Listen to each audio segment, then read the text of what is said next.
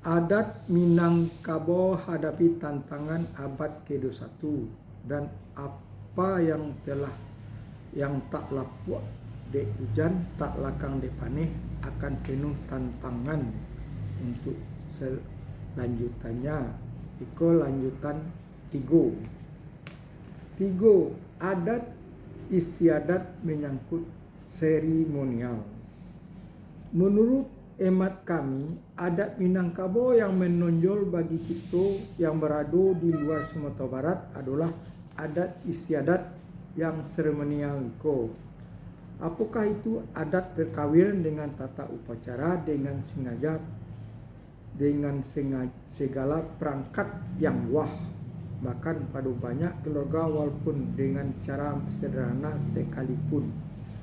Tata upacara yang tersebut akan selalu dilaksanakan tanpa mereka orang Minang. Pada upacara turun mandi bararak balin buang baku, maksudnya bararak balin buang baku, pada pinang maminang, batu katando, pada kematian, bahkan dalam upacara menyambut tamu agung dan sebagainya. Satu hal yang barangkali dilupakan adalah bahwa tata cara seremonial itu amat sangat erat hubungannya dengan hukum adat kekeluargaan itu tadi. Erat kaitannya dengan latar belakang filsafat dan pola pikir orang Minang. Dasarnya terletak di sana. Bagaimana tata cara itu, filsafahnya atau landasannya, termuat pula dalam petitih yang kalau mau digali lebih rinci harusnya digali ke induknya. Tanpa mengerti landasan itu, kita hanya ibarat mendengar lonceng berbunyi tapi tidak tahu di mana tergantungnya. Yang lebih parah lagi adalah seakan-akan tata cara itu menjurus kepada seenak keinginan pelaksananya saja. Seakan-akan sudah tidak ada kendalinya dan di banyak tempat menjurus pada komersial dan tidak mengindahkan lagi latar belakang filosofinya. Apakah suatu budaya yang besar, suatu adat yang agung dapat kita biarkan berkembang seperti demikian? Dalam beberapa seminar pada banyak pembicaraan pertanyaan apa saja itu pelaminan peri atas saja, apa yang mutlak harus ada dan apa yang gunanya, sampai seberapa jauh kita boleh merubah menyesuaikan bentuk pelaminan. Apakah bentuk rumah gadang boleh dijadikan pelaminan? Kalau itu boleh, apakah ukiran dan warna rumah gadang bisa dirubah menurut selera? Kuning, hitam, hijau, lumut, merah dan lain-lainnya. Kalau tidak ada batasnya, suatu pertanyaan mendasar adalah apakah pelaminan itu mode?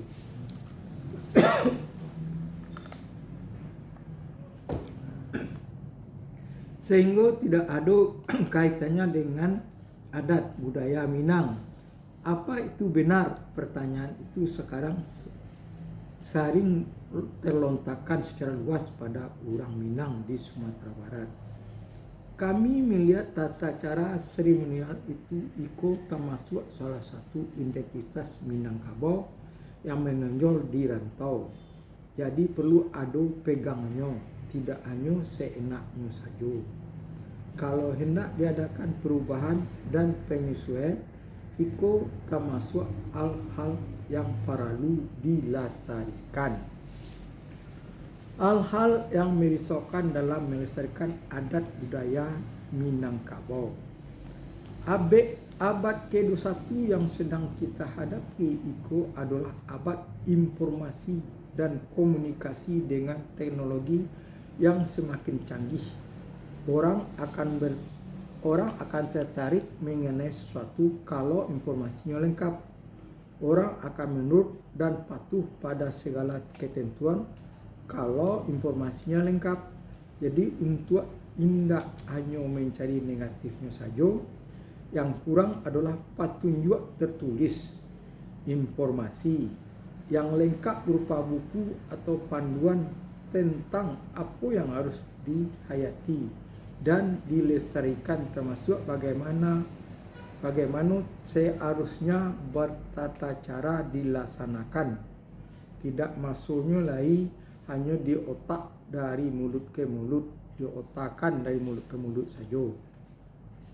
Kita harus mengakui bahawa informasi tentang adat dan budaya Minang, baik antar daerah di Minang sendiri maupun di rantau, apalagi antar generasi, amat sangat menyedihkan. Pendalaman dan pengkajian adat dan budaya Minang sudah sangat langka. Kalau ada tulisan-tulisannya rasanya kurang menarik, itu seperti cerita kancil saja.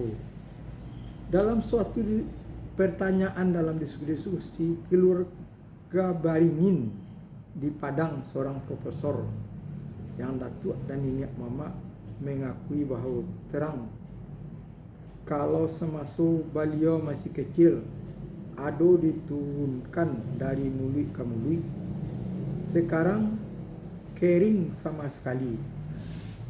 Tidak ada buku tentang adat Minang Kabau. Rasanya lebih gampang mendapatkan rasanya lebih gampang mendapatkan literatur mengenai adat Minangkabau dalam bahasa asing di perpustakaan di luar negeri, dan di negara sendiri dalam bahasa sendiri.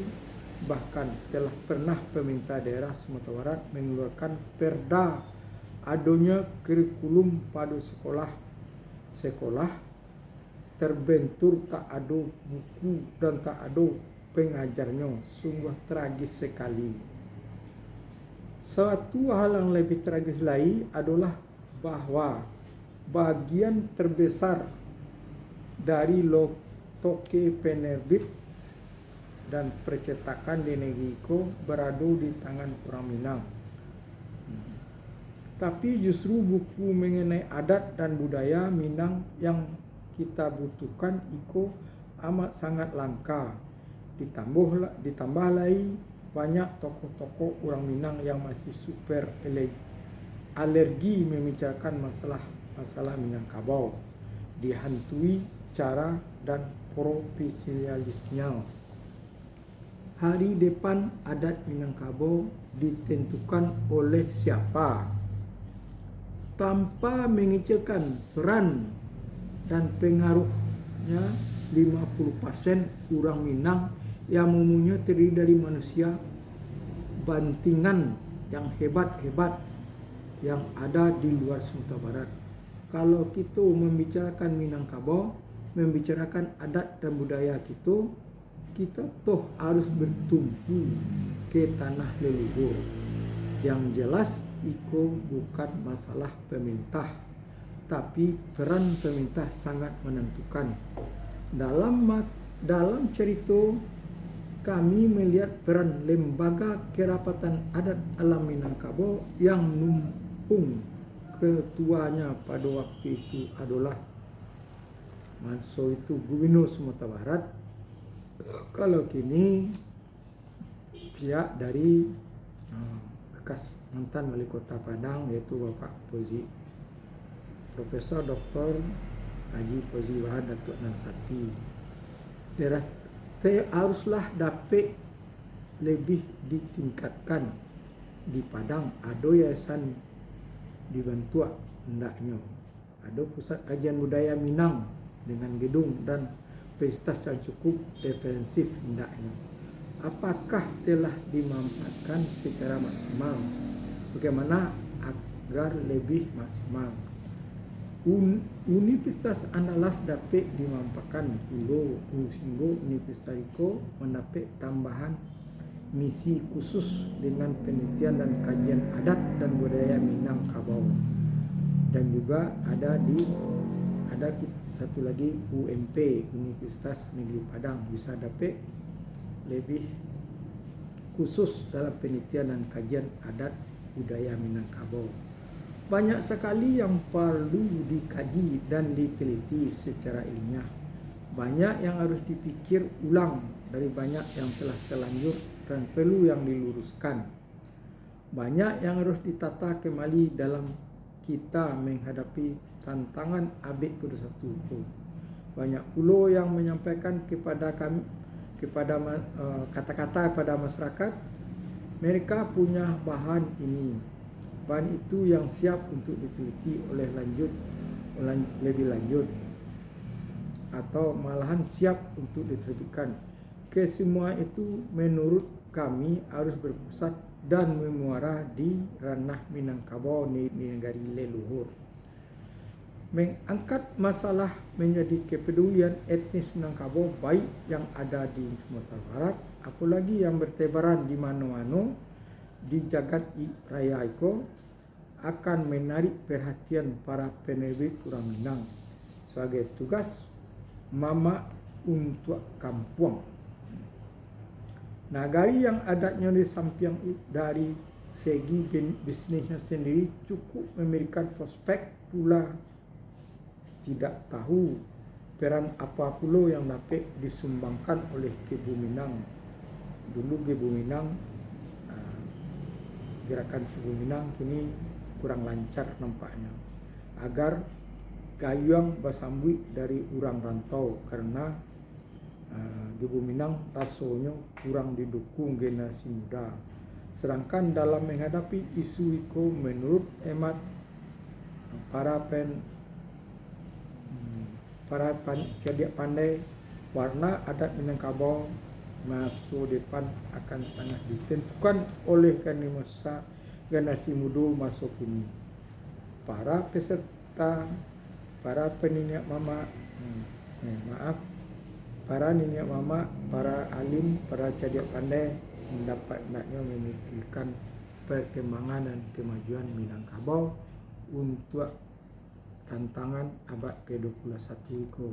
Jangan Minangkabau makin lama makin berkurang dan tidak bisa seperti tahun-tahun beberapa tahun yang lalu, yaitu cerdas-cerdas dan menghasilkan para cendekiawan. Tiga oleh ni. Berapa ya? 3 oleh.